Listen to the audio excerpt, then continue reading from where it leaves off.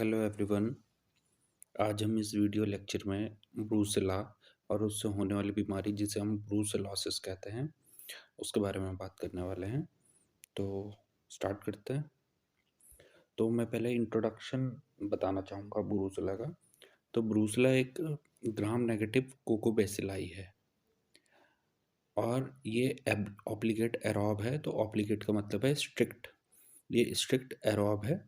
इसके पास कैप्सूल नहीं है तो इसलिए ये नॉन कैप्सुलेटेड है और इसके पास फ्लैजिला नहीं है।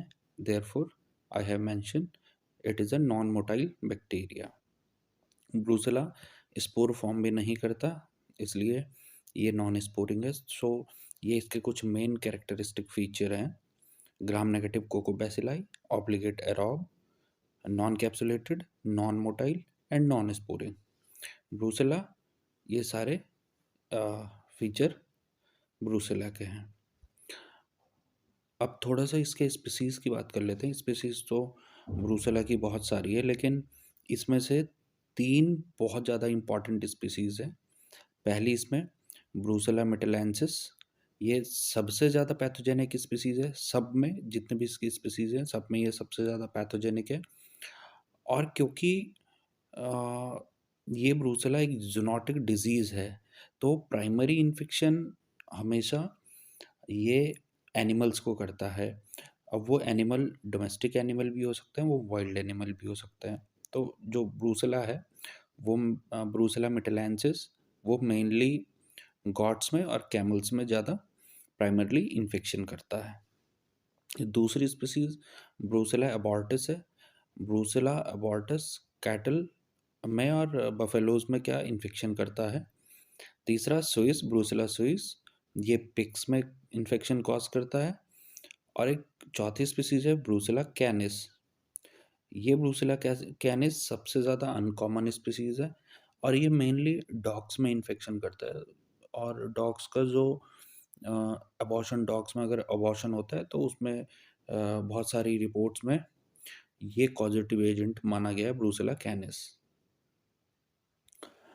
तो अब बात ब्रूसेलोसिस की। तो ब्रूसेलोसिस कॉज करता है ब्रूसेला, और ब्रूसेलोसिस को हम एक ज़ूनोटिक डिजीज़ कहते हैं क्योंकि ये प्राइमरली वाइल्ड एनिमल हो या डोमेस्टिक एनिमल हो, इनको इन्फेक्ट करता है।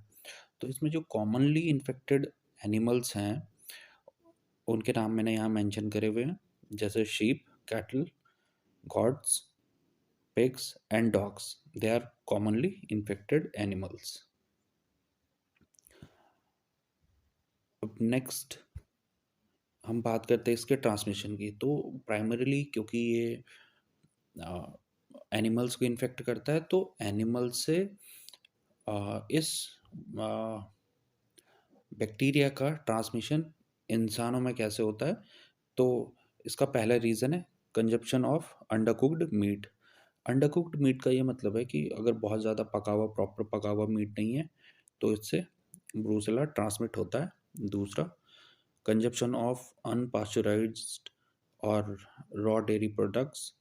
तो जो दूध को बेसिकली गर्म नहीं करते। पास्चराइजेशन का मतलब है कि उसमें जो हार्मफुल माइक्रो ऑर्गेनिज्म है मिल्क और मिल्क प्रोडक्ट्स में, उनको डिस्ट्रॉय करना।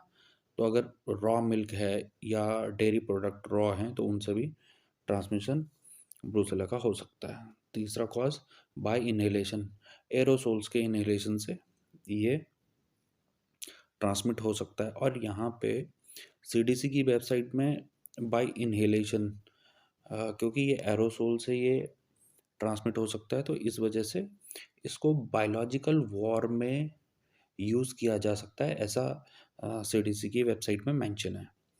इसके अलावा डायरेक्ट कांटेक्ट से भी ये ट्रांसमिट हो सकता है। और इसका पर्सन टू पर्सन और सेक्सुअल ट्रांसमिशन ये रिपोर्टेड है, लेकिन बहुत कम अभी रिपोर्टेड है ये। तो एक बार ये ट्रांसमिट हो गया इंसान में तो कुछ इनिशियल साइन और सिम्टम्स इसके नज़र आते हैं, जैसे फीवर, एनोरेक्सिया। एनोरेक्सिया हम ये कह सकते हैं कि इसको हिंदी में एक तरीके से ये कह सकते हैं कि खाने में अरुचि, मतलब बहुत खाना खाने का मन नहीं करता है, तो उसे एनोरेक्सिया कहते हैं। हेडेक, इसके बाद मस्कुलर पेन है, जॉइंट में पेन है, और बैक पेन इसमें सीवियर होता है, बैक पेन बहुत ज़्यादा होता है। इसके अलावा थकावट लगना, फटीग, ये भी इसका एक सिम्टम है। अब कुछ सिम्टम मैंने यहाँ ऐसे मेंशन किए हुए हैं जो बहुत लंबे टाइम तक परस्यू करते हैं, बहुत लंबे टाइम तक रहते हैं। तो जैसे इसमें एक ये बहुत इम्पोर्टेंट है, रिकरेंट फीवर। रिकरेंट फीवर या इसे कहते हैं अंडुलेंट फीवर। अंडुलेंट फीवर का मतलब ये है the fever which actually suddenly वो राइज करता है, उसके बाद फॉल हो जाता है, फिर उसके बाद राइज करेगा, उसके बाद फॉल हो जाएगा। तो लगभग ये फीवर 40 डिग्री सेल्सियस तक बॉडी टेम्परेचर जाता है, तो इसलिए इसको अंडुलेंट फीवर कहते हैं। दूसरा इसमें हिपैटोस्प्लीनोमेगाली मीन्स लिवर का और स्प्लीन का साइज एक्चुअली बढ़ जाता है। अर्थराइटिस, अर्थराइटिस ये जॉइंट से रिलेटेड है।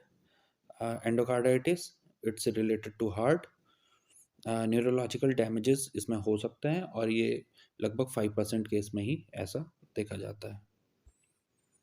इसके अलावा अगर हम ट्रीटमेंट की बात करें तो इसके ट्रीटमेंट के लिए हम 2 ड्रग्स का कॉम्बिनेशन देते हैं, डॉक्सीसाइक्लिन और रिफेम्पिन का, 6 टू 8 डेज़ के लिए। इसके बाद अगर मैं इसके लैब डायग्नोसिस की बात करूँ, माइक्रोबायोलॉजिकली अगर इसका लैब डायग्नोसिस, तो उसके लिए मैं एक अलग वीडियो बनाऊँगा। आप उससे लैब डायग्नोसिस और कुछ एक ऐसे फीचर हैं ब्रूसेला का कि जो मैं वो वहाँ मेंशन करूँगा। तो स्टे ट्यून्ड। Thank you.